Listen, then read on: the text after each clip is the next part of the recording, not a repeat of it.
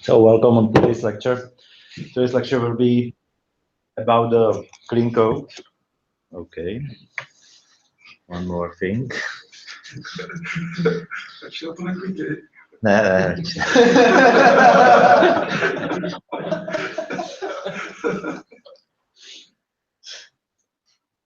I know the guy. Don't open that picture. The lecture will be about the clean code. Yeah, all examples will be in C#. So if somebody has problem with it, you can leave. And my name is Bohumir Pospíšil. You call me usually Merček, at least to my face. Behind my back, somebody calls me know-it-all, I was told. Yeah, so let's start with the clean code. The question how to write proper code, it's I get very often, especially from juniors or mid-level developers, but I think it's a topic for senior developers too. And it's a really complex question. How to write good code, it's even more complicated than how to write clean code. Today we will focus just on the clean code. I think good code is another topic.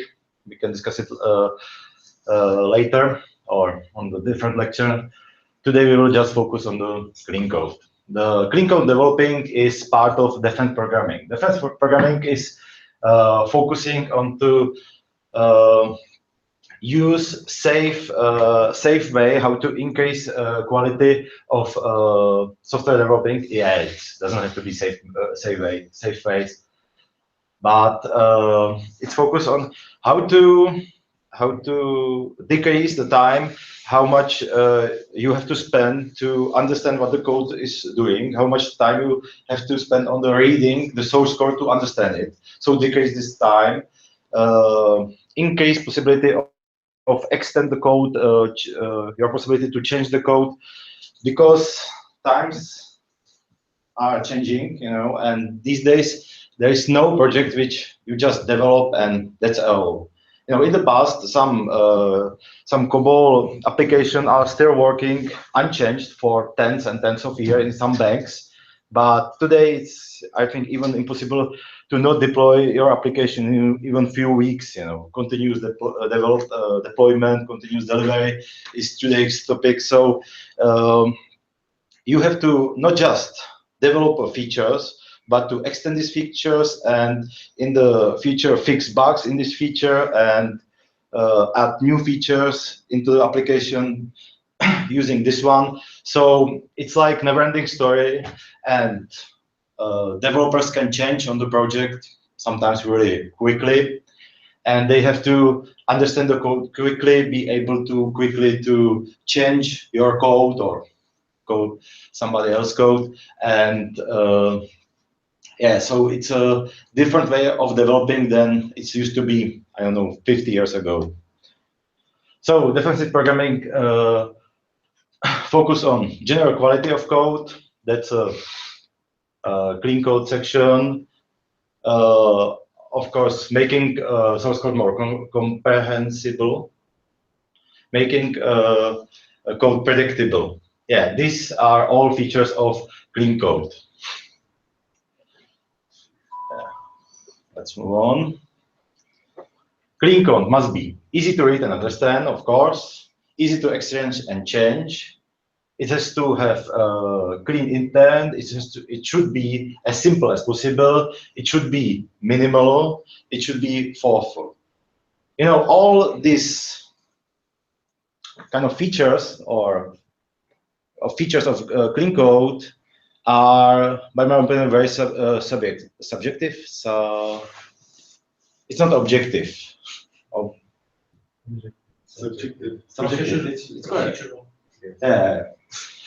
There are different opinions on what's easy to read and what's easy to understand. I think that Roman has a really different idea about what's easy to read, because when I saw the F# code, for me it was just childish writing. Yeah, but for him it is easy to read. So everybody has different opinion about it. So yeah, I'm not sure. This is some kind of goals. This is some kind of where we should aim. But it's nothing. It tells you nothing how to write the clean code.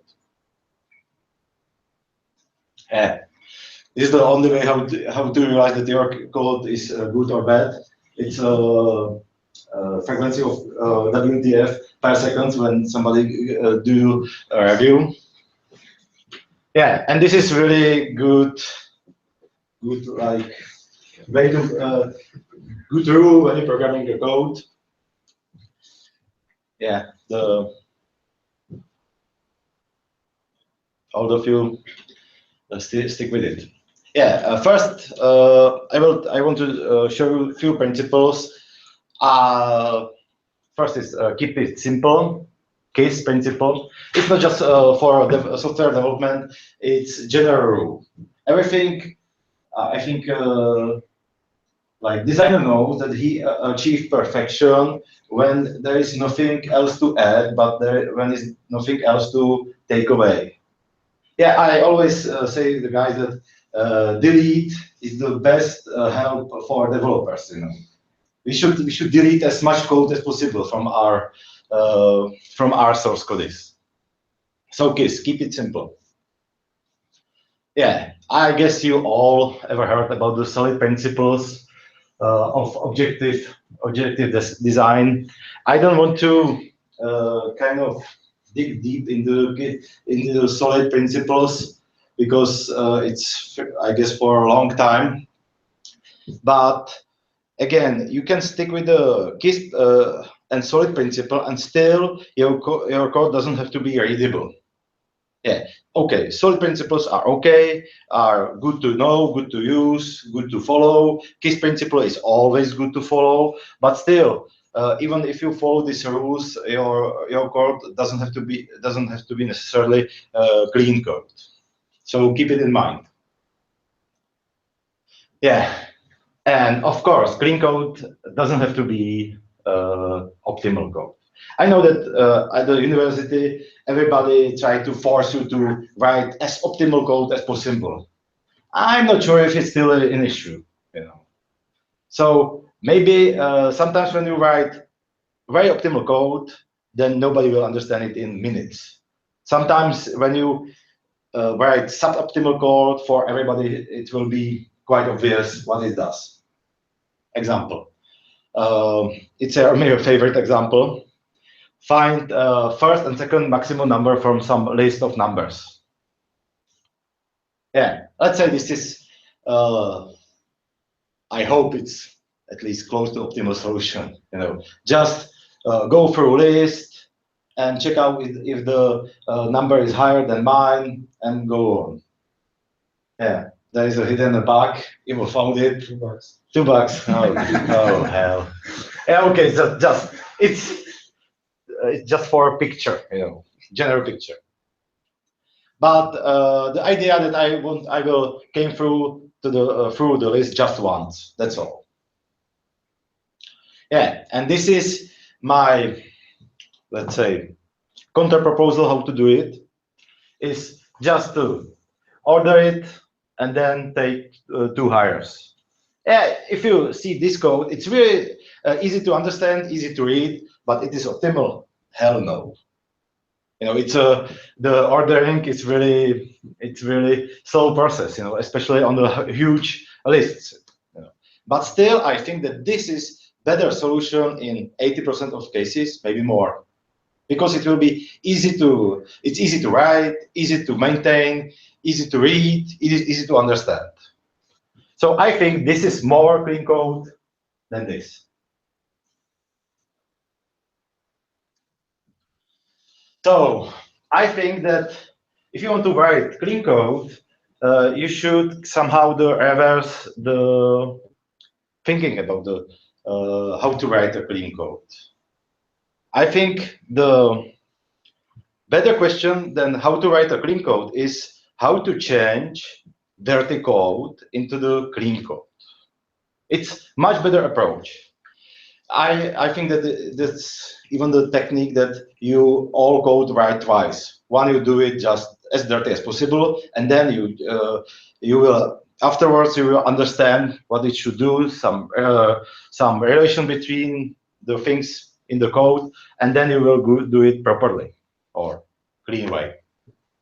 So code smells are some kind of indicators that your goal, symptoms that your code is not perfect, that your code is not clean, whatever, good.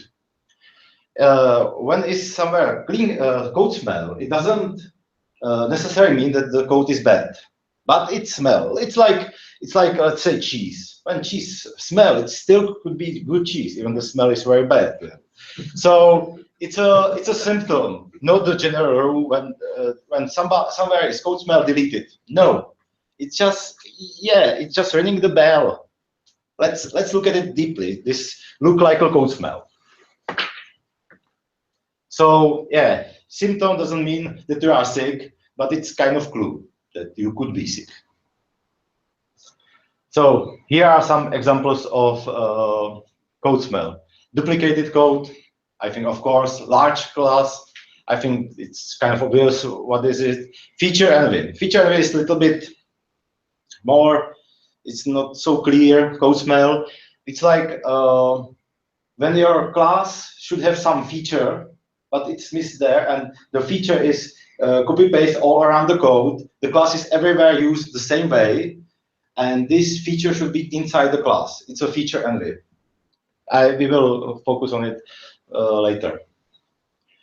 Lazy class, comments. Yeah, comment is a very good code smell. When your code is full of comments, something is very smelly. Because through your comment, you try to explain some idea which is not obvious from the code. When the idea is not obvious from the code, change the code. I hope that somebody will attack me in this case, but everybody are. Well, I already did, so. Yeah, okay. We discussed it before, so I said, well. Yeah, I'm still in healing, so. Excessive use of literals, magic things. What to say? Too many parameters in some method. Yeah. I think it's also obvious. Long method. What to say? Excessively long identifiers. This is one identifier from our project. Name of class. It's very descriptive. Yeah. I've seen worse. Okay. Excessively short identifiers. Who said that somebody took a database and they named all tables to x1, x2, x3? I think somebody told me, and there was like identifier like order customer. He named it to x1, x2, x3. Yeah, okay, why not? Yeah. So how to write clean code? Now we are getting somewhere. Yeah. Of course, I'm almost sure that it's a soft skill. I think you cannot pass some class and now I will write just clean code. I think it's like calculated integrals. Who knows how to calculate integrals? The joke is that you just know few integrals how to calculate, few ways how to calculate some integrals. If you ask me if I know how to calculate integral, no, I don't. I spent years to learn it. I studied mathematics for a long time, but I don't know how to calculate integrals. I just know few ways how to do it. So if I get into some situation and I see, okay, this look like this pattern, let's use it for it. And then I try to calculate the integral. I think same thing is in refactoring code smell. Yeah, I saw this before. I know how to solve this problem.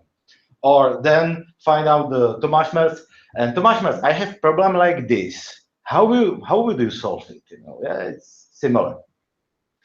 So I think it's a soft skill, and you have to work on this soft skill for years, probably whole your life. Yeah, and of course, clean. If the code is clean or not, it's a matter of opinion. Martin and I, we send the example of our best code ever, and guys turn it apart. Yeah, we thought it's a good code, but guys thought it's a very bad code. Yeah, it's a matter of opinion. You got 9 out of 10, so Yeah. it's not bad. You are working on it. So how to do it? First, identify code smell, refactor code to remove this identifier code smell. Is the code clean enough? Yes, no. If it does, yeah, we won. If no, let's go to a step and find more code smells.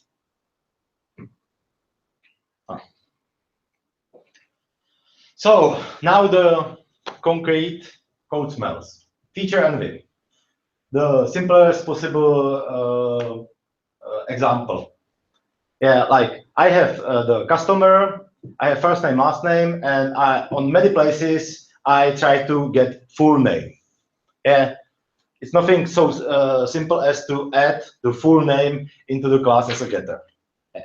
I think it's straightforward, but it's a nice example of feature envy. Yeah, I know that very often it's not so straightforward. You know, and also, if I realize that the first name and last name is never used, I can keep them private and use just the full name.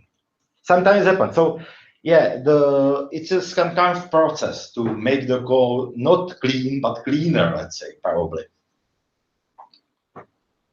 Repetitive code. Yeah, for prevent repetitive code is the rule: always cut, never copy.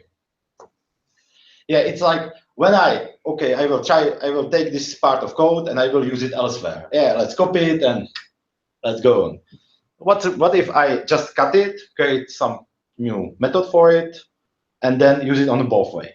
Yeah, it's a better approach to prevent this problem. You know, and when I don't know how to do the correct abstraction to work it on both way, yeah, it's probably there are some way how to do it anyway, like this example. Yeah, it's from our code, just the bulk cascade in there, just a little bit complicated parameters, but whatever. So as you can see, I create the context, I create the transaction, I do my magic bulk insert, and then I commit it, and I destroy the transaction, and I destroy the context. On both places, it's same. It's typical copy-paste code. So I solve it this way. Yeah, it's nothing clever, but it's working.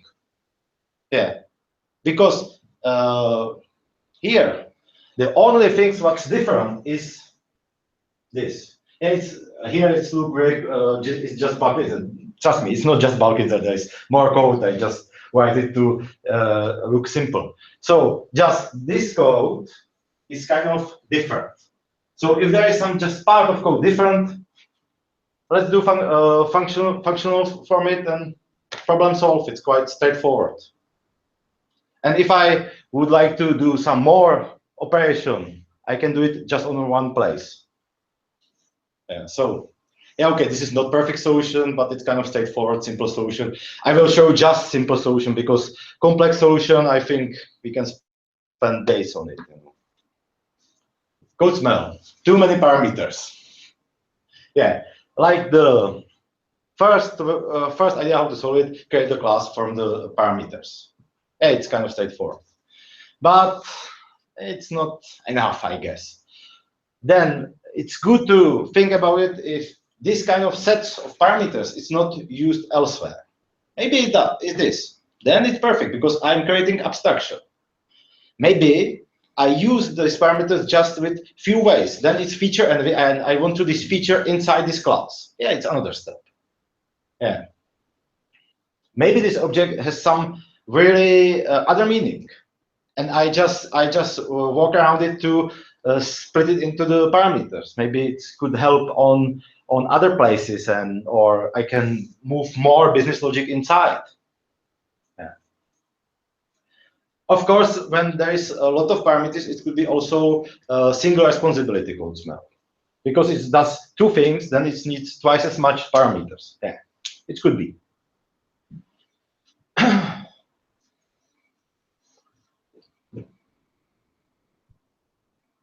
Okay. Yeah, okay, the last one. I think it's already happened to you before that you have some class, and there you have 5 methods, and all of these methods has some parameters same. So what if we create class for this methods? This class will take the same parameters in the constructor, and these methods will be methods of this class. Yeah, okay, the same parameters, like repetitive parameters for different methods, look like you are missing there some abstraction. It was the point, but it's probably a little bit abstract. Yeah, this is the typical way how to create the objects from it. But the idea here is also that the full name will be like, maybe inside the first and last name will be not used at all. Maybe we will need just the full name. Yeah, and some other abstractions are possible, of course. Comments. Yeah, it's a good one. In the .NET, we have it. It even more interesting with agents. Agents and comments. It's completely the same code smell. You know, when somebody tries to use agents, he's so desperate the code is not possible to read that he's using agent. That this means that it's obvious that this code is bad. It's when you are forced to use agents. I saw the class where was, I don't know, thousands of rows, so it will be 5 agents inside every region was another agents, and so on, so on, and so on. So yeah, agents are probably every time code smell. I don't agree. Yeah, okay. Well, normally I use region like you have a class, I always have a private part, which is the implementation details, and then it has interface. Well, like it doesn't have interface, but it has the public part. And then for someone to read the code, it's very nice when he sees the public parts and he doesn't care about the private parts. So private parts is in the region. Yeah, okay. Or the implementation details. Okay, what about? So I come to the code and I see what's public. If I'm interested in how it's implemented, I open the region, but I immediately see what is used outside of the class and what's not. Yeah, 2 things. A lot of guys don't know what the region is. And second thing, if you need to understand the class region to read it better, probably the class is too long. No, I would use it even for a class which is very short, but like the private part is something you don't want to see when you open the source file. I just want to see what is the public part of it immediately, and I don't care about the private part. Yeah. Okay, this is let's say our opinion difference on it.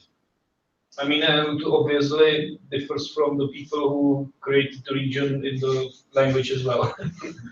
Yeah, there is. It's like I think isn't .NET Go to? Yeah, I think it is. They and does you use it? Do you use it? Yeah, but I haven't seen Go2 in all years, but I see. Yeah, I have the same trouble with the region. Okay, whatever. Let's move a on. lot in C. Sorry? We use it a lot in C. I'm very sorry for it. If you need sympathy, If you tell me anytime. if you, I'm if you here don't for want, you. if you don't want your procedures to be 5 times as long as needed, using defensive techniques, you may need a go-to for termination. So, but Maybe, that's another discussion. yeah, maybe you should rise up and say, "Hello, I'm C#. I'm C programmer." Hello, I'm C. I'm the C programmer. Right. We are really proud. So they even like. We are proud you are admitting it. You know, region is in a C# is from the beginning, but they even introduce region into XAML recently. Fine. Yeah. So, I mean, obviously people ask for it and people use it. So. Yeah, that doesn't mean it's not code smell.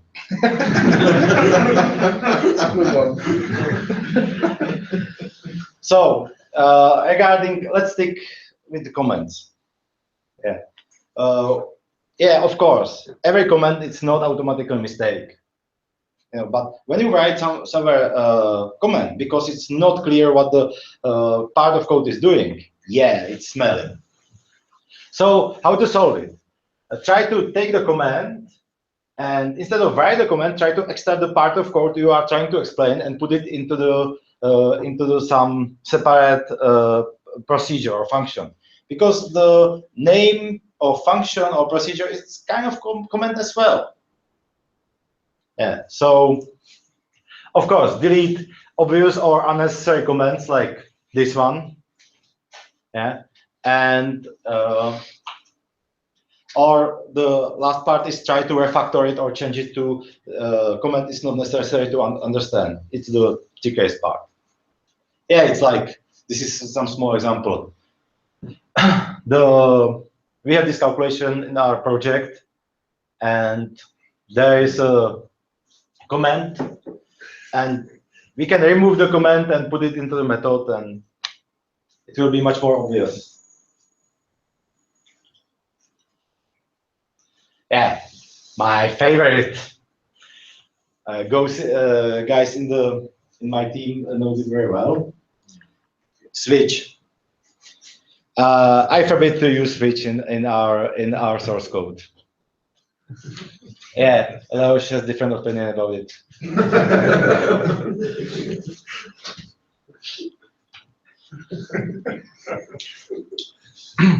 Okay. I think that regarding the if-else hell, which is kind of similar to switch, I think there are no questions. The if-else hell should be removed in any case. You know.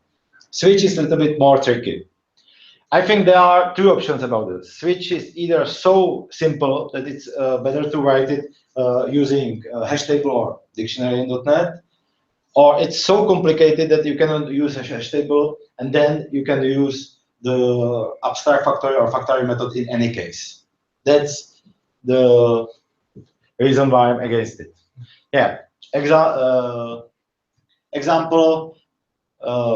Yeah. Okay. Probably it would be possible to write like the toString just for this case. You can this kind of switch you can easily translate into the hash table dictionary, or if there is some code involved like this, you can use the functions to rewrite it against the hash table. It's similar to F#, isn't it, Roman? Oh, you mean like pattern matching, right? Yeah. Yes, sort of. But, Yeah, but I would definitely like instead of this, I would use switch because switch has a default option, which is quite good for not the other cases. You know, in as well as you can use contains. Exactly. And okay, but in this there's no like default option for having default for not red, neither yellow, neither green. yeah, in any case, usually it's better to throw an exception if you not. And for example, this is enum, and in this enum are just these cases. I see. All right. Okay. Yeah. So thank you for your attention. Any questions? I hope there would be some drama today, but nobody has courage for it except Martin. Thank you for it. Well, you paid me for that, so. Ask some nice question you can answer. I would maybe have one comment. I'm not trying to argue with you, but please note that there's a Green Coder channel on Slack. There is. Yes, and I would like to encourage all of you to send in all your funny code smells you found in your source code. I know Jake does. Some people do as well. So please join the channel. It's sometimes really fun. It's something like Homo Code says it. Yeah, Exactly. it's very similar. We started actually posting links to the site, and then we decided that we Have it your own. we have enough now. Enough our sugar code. So please join the channel. Sometimes it's really fun. Yeah, and I just regarding the code smell. there is hundreds of code smell technically. So it's kind of never-ending study, and it's worth to read, you know. In .NET, do you have some static analysis tool that helps you to identify code smells? Yeah, there are some tools, yeah, of course. Okay. So in Java, we are using Sonar that is able to analyze the code and find a lot of code smells. I think Sonar is for .NET 2. I haven't found, it's maybe for C#. I haven't found for the other languages, but maybe there are some plugins for the other. I know I used it once, but I didn't like it, so I like to identify it by myself. Or what about the Sharper? Does it? Yeah, Sharper has a lot of warnings and things. It's like technical like IDEA. Yeah. Okay. IDEA J? Yeah. Yeah. IntelliJ. IntelliJ. IDEA. There is a question on Slack if you can define if-else help. Okay, like more than 3 if-else in code, or I think it depends on opinion. Brother is asking that, so maybe after the meeting. Maybe he shall join the team coder and post the code and we will evaluate. Maybe a question, do you use ternary operator? Sorry? Do you use ternary operator? Yeah, but it's technically a version of if-else help, yeah. And we have some ternary helps in code too. One of recent additions to the code clean channel. Yeah, I think it was from you. Yeah, but it was Polish code, you know, it was Polished code. yeah, something like that. We have colleagues in our team from Poland, and they are very something. Yeah, this one's really good one. Yeah, it was like I had different or other shit code like log AAA, log BBB, log CCC, and like I think EEE and FFF, and randomly in the code because they had no idea what's happening there. So I think we all did that once. yeah, it's kind of puberty, development. Okay, so almost on time. Thanks. Okay. So, thank you.